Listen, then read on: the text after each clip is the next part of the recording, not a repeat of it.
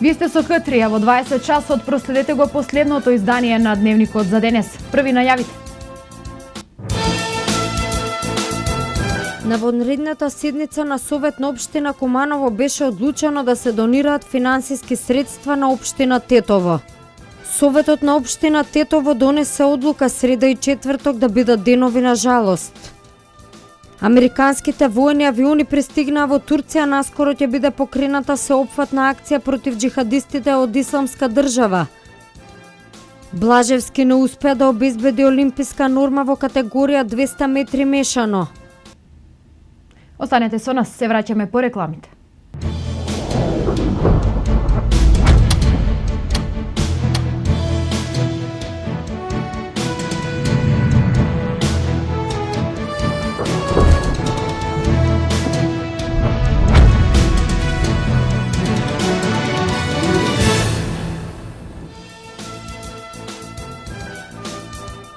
Дневник во 20 часот, добро вечер. Во Тетово денеска и утре е ден на жалост. Одлуката ја донесе вчера Советот на општината по завчерашното силно невреме во Тетовско, во кое починаа 4 лица. Едно девојче се води за исчезнато, а најмалку 11 се повредени. Советот на општина Тетово на вонредна седница одржана вчера донесе одлука среда и четврток да бидат прогласени за денови на жалост поради загинувањето на 4 лица во невремето кое го зафати Тетовскиот регион. Во невремето загинаа ХФ 83 годишен, АМ 14 години од Шипковица, АИ 7 години од Тетово и РА 15 годишен од Шипковица. Владата на вонредна седница донесе одлука на граѓаните чии домови настрадаа во поплавите да им се достави храна, вода и лекови и да им се додели еднократна парична помош од 30.000 денари, како и дополнителна помош за санација на штетите по вчерашното невреме во Тетовско. Помош со донирање вода за пиење, средства за хигиена, храна и ќебиња е потребна за погодените домаќинства во Тетовскиот регион од завчерашното невреме. Помошта може да се предаде во магазините на Црвениот крст од 8 до 16 часот, секој ден до 15 овој месец. Од Црвениот крст на Република Македонија информираат дека заинтересираните правни субјекти и граѓани може да се вклучат и со обезбедување парична помош на сметката на Фондот за солидарност 370-132-7966 Комерцијална банка, како и со донирање 100 денари со повик на телефонските броеви 075 070 077 143 400. Црвениот крст, следејќи ги случувањата на терен, донираните парични средства ќе ги насочи наменски за помош на настраданото население од поплавите, се вели во соопштението. Досега Црвениот крст дистрибуираше помош, 100 пакети храна, 200 средства за хигиена, 150 сетови за дезинфекција, 400 ќебиња, 30 душеци, 10 вреќи за спиење и 1260 литри флаширана вода за пиење. Дополнително се дистрибуирани 15 тони вода за пиење. Невремето во Тетовскиот регион одзеде 4 човечки животи, едно лице се води за исчезнато, 11 се повредени, а предизвикана и огромна материјална штета. Владата вчера на вонредна седница донесе одлука да се исплати еднократна првична помош за погодените домаќинства. Од невремето во Тетовско, а специјално формирана комисија ќе ги проценува штетите на имотите, врз основа на што ќе се утврди висината на натамошната помош. На вонредна седница на Советот на општината Куманово беше одлучено да се донираат финансиски средства на општина Тетово и на тој начин да се помогне за реконструкција и санација на оштетените улици и куќи кои се уништени во катастрофата. Поради поплавите предизвикани од силното невреме во Тетовскиот регион, советниците на општина Куманово одржаа вонредна седница на која беше одлучено да се донираат финансиски средства на општина Тетово и на тој начин да се помогне за реконструкција и санација на оштетените улици и куќи кои се уништени во катастрофата. На петата вонредна седница на Советот беше изгласано да се донираат 500.000 денари, бидејќи според буџетот на општина Куманово овој износ е оптимален. Причина за вонредна седница е бидејќи без одлука на Совет не може да се одела средства од резерва на буџетот за поддршка на поплавениот град Тетово, општина Тетово, и гледајќи ги тие катаклизмични ситуации, каде имаме и човечки загуби и огромна материјална штета, Куманово како град докажен град на солидарност и хуманост, бидејќи знаете дека минатите години и пред тоа на сите градови пријатели на Куманово дадовме поддршка и во Србија, и во Република Српска, и во Албанија. Редно е и мислам дека е пред се и обврска наша да помогнеме на град. Значи, како и сегде и оваа година, дај Боже никош да се повторуваат овакви големи штети, а пред се човечки животи. 5 луѓе званично се ги изгубија животите. Мојот предлог беше да се даде максимум што може од резервата, со предлог и одлука на Совет 500.000 денари ќе бидат упатени на жиросметка на општина Тетово за санација и подршка на оштетените домови. Советниците од двете албански партии ДУИ и ДПА ја поздравија оваа акција на Советот и нагласија дека и нивните партии преземаат иницијативи за помош на семејствата од Тетовско. Ние како Совет и како советници на ДУИ го поддржаваме предлогот на председателот, кој беше заеднички предлог, да им помагаме на општина Тетово. Може да е символично тоа, али тоа и нашите можности финансиски моментално, колку толку да се помогне, да се пружи помош на граѓаните да се врати нормален живот што побрзо. Ова одлука е за поздравување и ние треба да знаеме дека градот Куманово и општина Куманово секогаш им излегол на пресрет на сите општини, не само во Македонија, туку и надвор од Македонија, со стандардни средства до 300.000 денари. Но бидејќи се работи за наш град во Република Македонија, овие средства мако се покачени на 500.000 денари, иако таа сума не е толку голема, но можностите на градот Куманово, ние знаеме во каква состојба е Куманово, можностите се толку и мислам дека со ова солидна сума ние пак се истакнавме како град што секогаш се повикува на овие хуманитарни акции и така натаму. Во силното невреме кое го зафати Тетовско починаа 4 лица, едно девојче се води за исчезнато, а најмалку 11 се повредени. Причината е голема материјална штета на приватни и државни имоти, објекти, инфраструктура, земјоделски земјишта. Водоснабдувањето со вода во град Куманово е делумно нормализирано. Надлежните институции со свој став и мислење поради проблемот и негово решавање.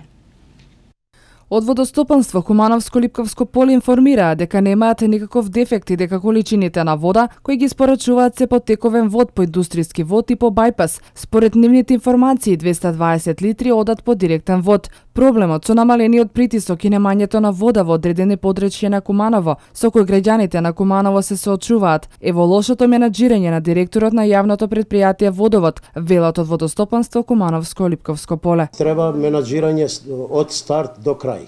Значи, у јануар треба да се договори. Значи, треба да има договор.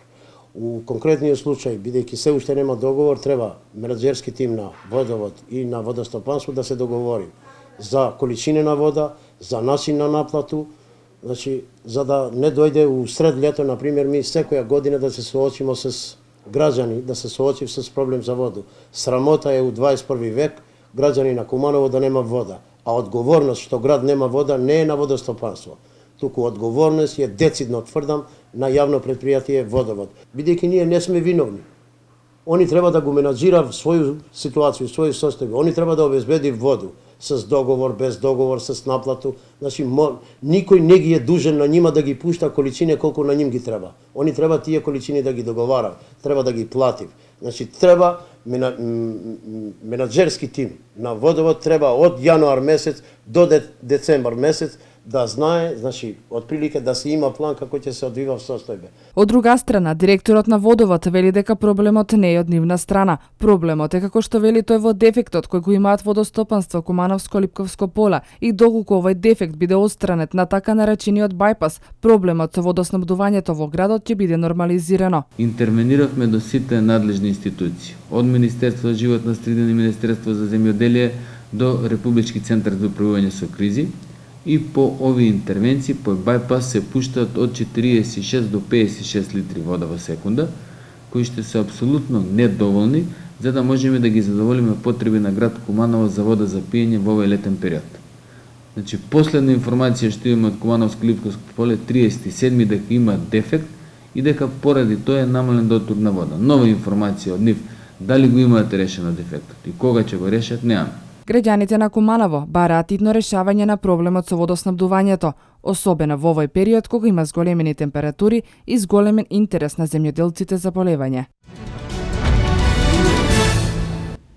Како што информира Регионалниот центар за управување со кризи, територијалната противпожарна единица Куманово бележи 2 интервенции на гаснење пожар предизвикан од запалена сува трева. Во првиот случај пожарникарите гаснеле сува трева во населбата Перочичо, каде е интервенирано со 3 пожарникари и 1 противпожарно возило. Во втората интервенција било интервенирано на запалена сува трева во село Доброшане, каде е пријавен пожар близу селските гробишта. Во гаснењето на пожарот учествувале 3 пожарникари со 1 противпожарно возило. Нема причинето голема материјална штета, а причината за пожарот, како што се наведува во извештајот, е човечки фактор. Вкупно 33 дечиња од семејства во социјален ризик од Крива Паланка и Ранковце рано утринава заминаа на бесплатен летен одмор во Струга во рамки на проектот за бесплатно летување, кој го реализира Министерството за труд и социјална политика. За дечињата ќе се грижат 3 волонтери од Кривопаланечкиот Црвен крст. Вкупно 33 дечиња од семејства во социјален ризик од општините Крива Паланка и Ранковце ќе ја искористат услугата бесплатен летен одмор која ја нуди Министерството за труд и социјална политика. Децата на возраст од 5 до 9 оделение од денеска па се до 11 август ќе летуваат во детското одморалиште Мајски цвет во Струга, а за нив ќе се грижат 3 волонтери од општинската организација Црвен крст Крива Паланка. Ова утро нашите деца од социјално загрозените фамилии од општина Крива Паланка и општина Ранковце тргнуваат за Струга, каде што ќе останеме од 5 од денеска до 11 ќе бидат сместени во детското одморалиште Мајски цвет. Ова е проект кој се организира во заедно со владата на Република Македонија и во соработка со Црвениот крст. Вкупно денеска ќе заминат за Струга 33 деца, како што кажавме, од Крива Паланка и од општина Ранковце. За нив ќе се грижат 3 волонтери од Црвениот крст. Проектот за бесплатен летен и зимски одмор за деца од социјално ранливи семејства, приматели на социјална парична помош, деца без родители или самохрани родители и деца со пречки во развојот се реализира од 2012 година. До сега правото на бесплатно летување со 6 полни пансиони го искористиле околу 6000 деца, додека на зимување биле околу 3000. Во проектот годинава се вклучени 55 волонтери од Црвениот крст на Македонија, кои ќе се грижат за безбедноста на дечињата, како и за рекреативниот и едукативниот дел со цел незаборавен одмор. Општина Куманово ги информира граѓаните дека утре на подрачјето во градот во раните утрински часови ќе се изврши 3-то авионско прскање против комарци за тековната година. Од општината апелира до пчеларите да превземат соодветни мерки за заштита на пчелите. Во случај да не се изврши авионско прскање поради неповолни временски услови, истото ќе се одложи за наредниот ден во утринските часови. Претходните 2 прскања се извршија на почетокот и крајот на јуни. За ова година општина Куманово одвои 1.299.000 денари без ДДВ за 3 авионски прскања против комарци. Во рамки на посета на Македонија, група гости од Тајван ќе имаат можност поблиску да се запознаат со македонската култура и идентитет. Преку посета на неколку градови, меѓу кои Куманово, ќе слушнат и видат за македонската традиција и ора, а воедно ќе научат и како се изведува едно оро и како изгледа традиционалните костими и носи од повеќе региони во земјава. Група на посетители од Тајван ќе имаат можност да се запознаат со македонската култура и фолклор преку семинарот кој го организира народниот уметник Стефче Стојковски. Во рамки на нината посета на земјава тие посетија неколку градови, а меѓу нив и Куманово. Во Центарот за култура уживаа во изведбата на неколку традиционални ора, изведени од културно-уметничкото друштво Срма, и имаа можност и самите да играат македонско оро. Семинарот започна на 30 јули. Завршува утре на 6. За ова кратко време, значи јас се потрудив максимално колку што можам да им ги доловам убавините на Македонија од различни локалитети, почнувајќи од Скопје, 2 дена, потоа 3 дена во Охрид, има можност да се запознаат со повеќе ансамбли, со повеќе културно-уметнички друштва, како и да научат неколку македонски ора, песни и така натаму, покрај тоа што јас им го предав. Од таму заминавме преку Битола, да кажеме, преку Прилеп, Кавадарци, Неготино, Тиквешкиот регион, застанавме, го видовме археолошкиот локалитет Стоби, да видат дека и ние сме држава со длабоки корени, дека не сме ние од вчера народ, кој што постои новија простори. И токму тоа е и целта. Потоа ги однесовме до Кратово и денес на Кокино и може да се уверат дека македонците на овие простори живееле со години, со милениуми на нас. Лиса е една од посетителите од Тајван која прв пат доаѓа во Македонија. Вели дека навистина и се допаѓа што е тука и што има можност да види и да научи нешто повеќе за културниот идентитет на земјава. Посебен впечаток за незе како град со извонредна убавина и оставил Охрид. Ова ми е прв пат да сум во Македонија. Првиот ден бевме во главниот град Скопје. Потоа го посетивме Охрид, а имавме можност да го видиме и Стоби. Македонија ми се допаѓа многу затоа што поседува некоја прекрасна убавина, а посебно Охрид. Културата на Македонија беше причината поради која дојдовме тука и за нас беше интересно да учиме за вашите ора и песни. Во Македонија ќе останеме некаде 8 дена, а потоа заминуваме за Бугарија. Задолжени за презентација на неколку кумановски и македонски ора беа членовите на културно-уметничкото друштво Срма, а за младата Теодора Томовска е чест и задоволство што учествува на овој семинар, со надеж дека еден ден и тие ќе имат можност да заминат во Тајван и да се запознаат со нивната култура и фолклор. Тие дојдоа со цел да ги научиме некои македонски ора, да им кажеме нешто за нив и да видиме што ќе направиме. Можеби ќе отидеме некаде на турнеја таму. Ке видат некои македонски ора, како например пајдушка, ласинка и ред други ора. Ке им возможиме да учествуваат со нас тука додека и ние играме. Се надеваме, ако имаме можност, ке одиме таму и ке го посетиме. Патувањето на гостите од Тајван и посета на голем број културни споменици и знаменитости во Македонија започна на 30 јули, а завршува на 6 август. Од тука заминуваат во Бугарија.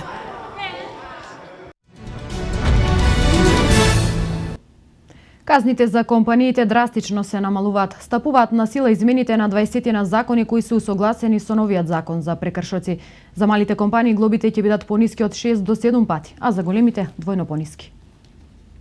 Стапуваат на сила измените на 20 на закони кои се усогласени со новиот закон за прекршоци.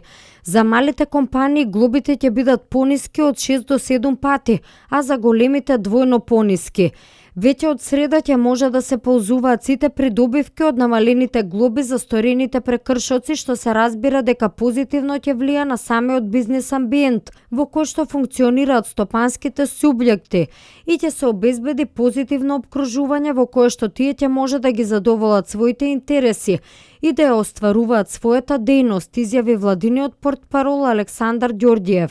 Економските аналитичари велат дека измените во законот за прекршоци му дава дополнителна шанса за развој на бизнисот. Според нив добро е тоа што казната ќе се одредува според економската моќ, бројот на вработените, а ќе биде важно и дали претходно фирмата била казнувана за таков прекршок. Санкциите се нивелираат согласно економската моќ на компаниите, што е особено важно за микромалите и средните предпријатија. Предвидени се 3 критериуми. Прво се зема предвид вкупниот приход на компанијата од претходната година. 10% ќе плаќаат фирмите со приходи до максимални 500.000 денари. Горна граница е 70% за компаниите со приход од 100 милиони денари. Второ се зема предвид бројот на вработени. За фирми до 9 работници санкцијата е во висина од 5%, а ако се има предвид дека 85% од компаниите се со толкава бројност, тогаш станува јасно зошто овие законски измени се очекува значително да го подобра деловниот амбиент. Оние фирми кои имаат повеќе од 250 вработени ќе плаќаат до 20% од пропишаната глоба. Трети можеби најважен критериум е поведението на фирмите во претходниот период. Намалувањето на казните за домашните компании заедно со многу други мерки ја прави Македонија една од земјите со најдобра бизнис клима во Европа, а на македонското стопанство му дава можност да оствари подобри резултати.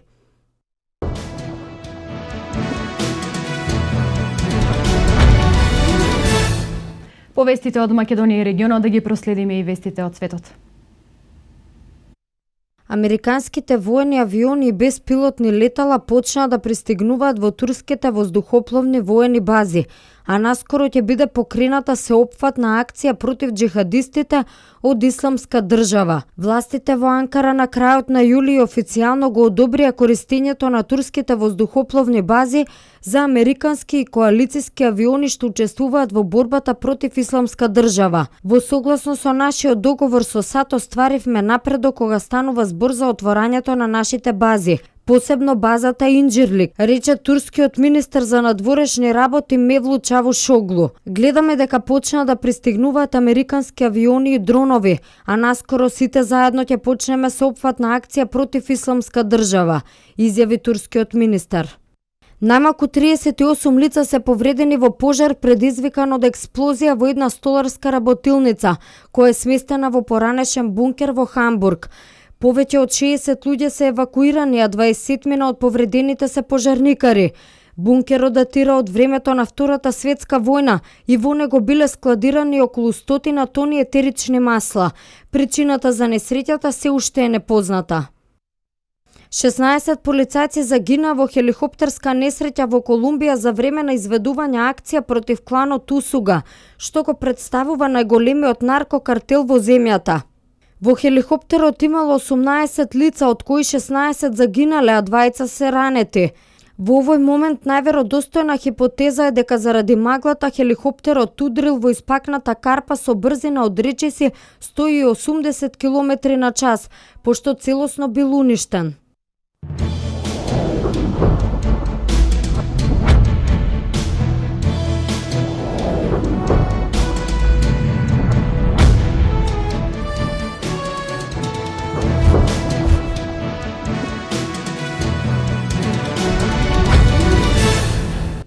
Македонскиот пливач Марко Блажевски не успеа да обезбеди Б олимписка норма на светското првенство во Казан, каде беше дел од дисциплината 200 метри мешано. Македонскиот пливач Марко Блажевски не успеа да обезбеди Б олимписка норма во својот прв обид на светското првенство во Казањ. Блажевски пливаше повеќе од секунда од својот личен рекорд и за 4 десетинки не успеа да го оствари времето потребно за Б олимписка норма. Македонскиот пливач заврши на 6-то место во својата квалификацијска група, а во вкупниот пласман беше 33 од 47 пливачи. На светското првенство во Казањ Блажевски ќе има уште еден обид за олимписка норма. На 9 август ќе плива на 400 метри мешано. Утре на програмата е настапот на Анастасија Богдановска на трката од 100 метри слободно. Аргентинскиот играч за врска на Барселона Маскерано најверојатно ќе се пресели во Серија А. Според агентот на аргентинскиот фудбалер, тој преговара со неколку италијански клубови. Единствена причина за заменувањето на Маскерано е незадоволството од минутажата и тоа што игра на својата позиција. НБА звездата Коби Брајант најверојатно останува да игра до 2017-та. Брајант за 2 недели ќе наполни 37 години, а пред него е 19-тата сезона во НБА. Меѓународен спорт. Хавиер Маскерано дефинитивно еден од столбовите на Барселона, но по 5 години 31 годишниот аргентинец можно е да замине од нов камп. Маскерано сака да се проба во Серија. Разговарав со него и неговиот менаџер ми рекоа да договорам да игра во некој голем италијански клуб. Сака таму да ја заврши кариерата, изјави за Тутоспорт Густаво Маскарди, италијански менаџер кој ги реализира трансферите на Итурбе во Рома и Дибала во Јувентус. Фасцинирана од Италија, сака таму по настапите во Англија и освојувањето на сите трофеи во Шпанија. Не е работа околу парите. Ако беше така, тој немаше да ги одбие богатите понуди од Премиер лигата и ПСЖ. Хавер има одличен однос со претседателот Бартомеу и не би имал проблеми. Би добил дозвола за трансфер по сето она што го даде за Барс, заклучи Маскарди. За Маскерано се заинтересирани Милан, Интер, Рома и Јувентус, но најверојатно негова следна дестинација е Старата Дама. Суперзвездата на Лос Анџелес Лейкерс бекот Коби Брајант уште нема одлучено дали престојната сезона ќе биде последна во неговата кариера, но големи се шансите тој да се повлече во летото од 2016-та. Конечната одлука околу иднината Коби ќе ја донесе по завршувањето на сезоната. И порано кажав, немам донесено конечна одлука околу тоа кој ќе ми биде последна сезона во кариерата. Дали наредната сезона можеби ќе ми биде последна? Апсолутно, но не е лесно да се донесе таква одлука. Навистина се тешки овие одлуки. Играчите со кои зборував на оваа тема ми рекоа: Коби, сам ќе знаеш дали е време за повлекување, изјави Брајант. Брајант за 2 недели ќе наполни 37 години, а пред него е 19-тата сезона во НБА. Повредите се пречка што тој пропушти голем дел од минатата сезона, па затоа веројатно конечната одлука ќе ја донесе врз основа на здравствената состојба. Не е исклучена можност Брајан по повлекувањето од НБА да заигра во Европа или во Кина.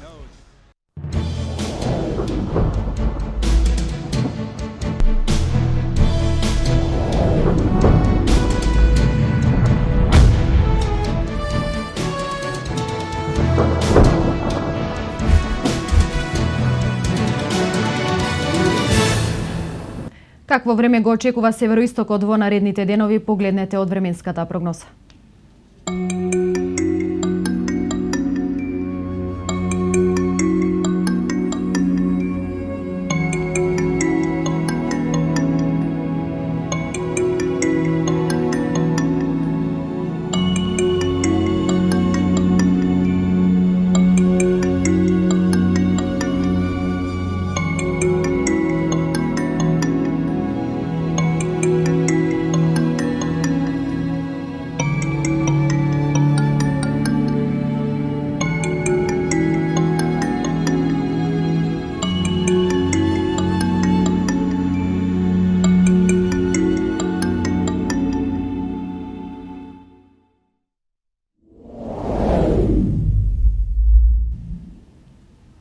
Ви благодарам што не следевте. Пријатна вечер.